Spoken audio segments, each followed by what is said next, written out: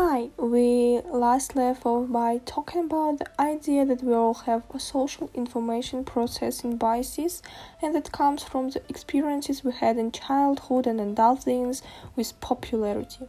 Our peers from back when we were kids are still affecting how we see things, how we interpret things, what we want, and what the behavior that we engage into this day. What we are going to talk about now are a couple of very common biases that we've seen in the research literature that really tells us a lot about why some kids with peer rejection experience grow up to have difficulties across many domains in their lives. And the first of these is referred to a hostile attribution bias. Specifically, this is referring to the cue interpretation phase.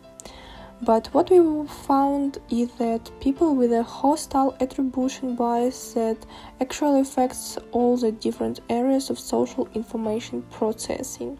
And here is how we studied with young kids. Kids might look at a little picture like this and they read a story.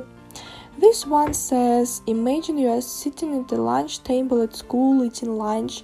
You look up and you see another child coming over to a table with a carton of milk. You turn around to eat your lunch, and the next thing that happens is that the child spills milk all over your back. The milk gets your shirt all wet. Why did the child get milk all over your back? And that story is read. And then kids are just asked, tell us why you think that happened. And then that information can be coded. Most people will say that it was an accident, the milk probably spilled, and that how the milk all got on the back and it's okay. But there are some kids that would say no, that was done on purpose. That was done because that kids were being mean and because they were trying to get milk all over me. Here's another scenario. Imagine you brought your new toy to school day. You saved up money to buy the toy and you want to show it to the other kids at school. You let another child play with it, and for a few moments while you get to the drink of water, when you get back, you see that the child has broken your brand new toy. Again, a lot of people would say, why would the child have broken the toy on purpose? It was just an accident. Somehow it just happened. But some kids that we would say have a hostile attribution bias, would look at that experience and say that happened because the kid broke the toy on purpose, just to be mean to me. It turns out that kids with a hostile attribution bias during childhood and adult things, and also when they grow up, they tend to have a biases or discerned way of experiencing all the social information processing steps. So, if you ask kids to look at a picture or to watch a video and you ask them to tell you what they saw, hostile attribution biases kids will selectively see these things in their viral field that suggest aggression. Even if you control for how aggressive these kids were previously, we find that kids who were rejected by peers develop an increased tendency to have this hostile attribution bias. And they see more aggressive things in front of them, and they fail to see positive things in front of them, kids that are maybe laughing and playing with each other. As we just talked about, cue interpretation is also affected. So when presented with an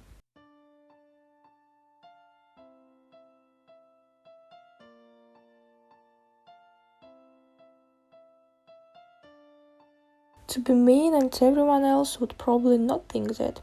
When you give them an interpretation and you say, imagine a situation in which someone was mean to you, what would you do? So, in other words, we're holding constant the cue interpretation. These kids with a hostile attribution bias, they are more likely to come up with very aggressive scenarios. So their goals would be I want to get back at them, I want to make them feel bad, I want to hurt them. If you think about it, even as adults, there was ways in which people who are the wrong, whether it's a workplace or whether in a romantic partnership, their desire is specifically to try and get back at them. That's something that we are seeing stamping from hostile attribution bias. Even when you say to some people we want to hold constant your goal clarification. Let's say that you are trying to find a way to resolve a conflict. People with a hostile attribution bias would say, well, the way that I would do that is, and they would list a whole bunch of aggressive responses. I would yell them, I would scream at them, I would physically hit them. People with hostile attribution bias tend to think about those types of things, select those type of things. And even if you are given the answer, if you say, let's think of a way that you could settle an argument in the most calm, healthy way, something that would help you enhance your relationship with the person. Now we are going to do a role play. So that would test the response enactment phase, but you've given them the response selection. People, children, adults, and adult with a hostile attribution bias have a harder time with the role play, and they tend to end up doing things that are a little bit aggressive anyway. Maybe this rings true. Maybe you know somebody else that has a hostile attribution bias. Maybe it's you. The way that we see this adulthood, of course, we don't see people kind of beating each other up as much. That's something you see a little bit more in children and adult sense. But you do see people that tend to act aggressively. We do see that there are physical violence and also emotional abuse that occurs towards their spouse or romantic partner. We do see towards kids that people with a hostile attribution bias tend to also be aggressive towards other children, emotionally or physically. We also this in ways that are a little bit more subtle. So, for instance, in the workplace, we see that people with a hostile attribution bias grow up to assume that they are being kind of blown off by their co-workers. When someone might innocently forget to credit a co-worker with an accomplishment, they see that as being a specific attack and as something that happened on purpose. They were left out. It was due to some way in which they were being used, so someone was trying to put them down and their ability to be promoted in the work environment. So this is how hostile attribution bias types of people see their workplace. As a result, these are folks that don't tend to do as well at work. They come late, they leave early. Research show that they are more likely to steal office supplies. They badmouth at the workplace to other people, and they are even more likely to quit. We even now have some research to show that there may be intergenerational effects. So, if these same adults that have a hostile attribution bias grow up to become parents, what we find is it changes the way that their parents and it changes their kids. Nicole Werner did a research study where she looked at moms who had hostile attribution biases.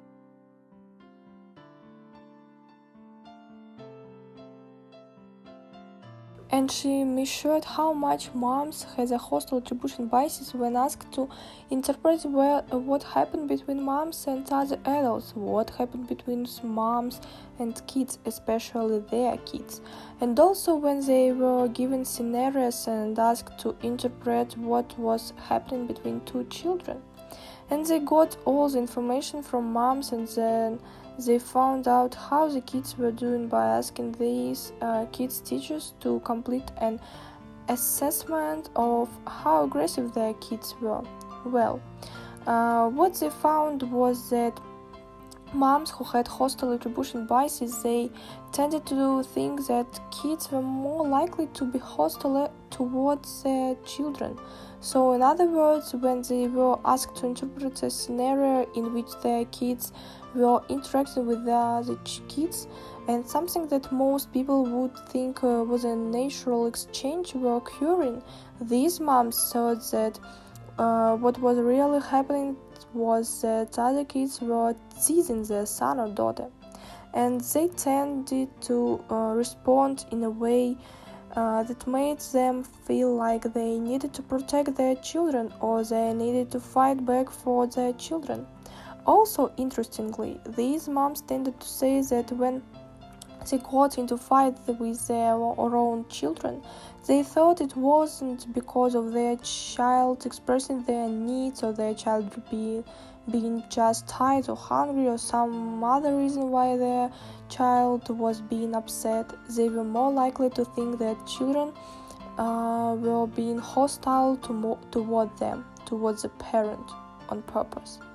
And of course, you can imagine that it changes a lot about how that kids would then be raised, or how that moms feels about being a mom. Also, what happened is that moms with a hostile attribution bias that tended to be kids that their kids tended to grow up to be more aggressive. The tutors independently reported that those same kids, the ones of their moms who had hostile attribution biases, were the ones that fought more with their classmates, got angry about their class, and tended to be more physical or more upsettable when it came to scenarios that most kids tended to not have as many problems with. So that's just one example of type of bias that we see happen in childhood and adult scenes that tends to have an effect on the way that we experience things all throughout the rest of our lives across different contexts.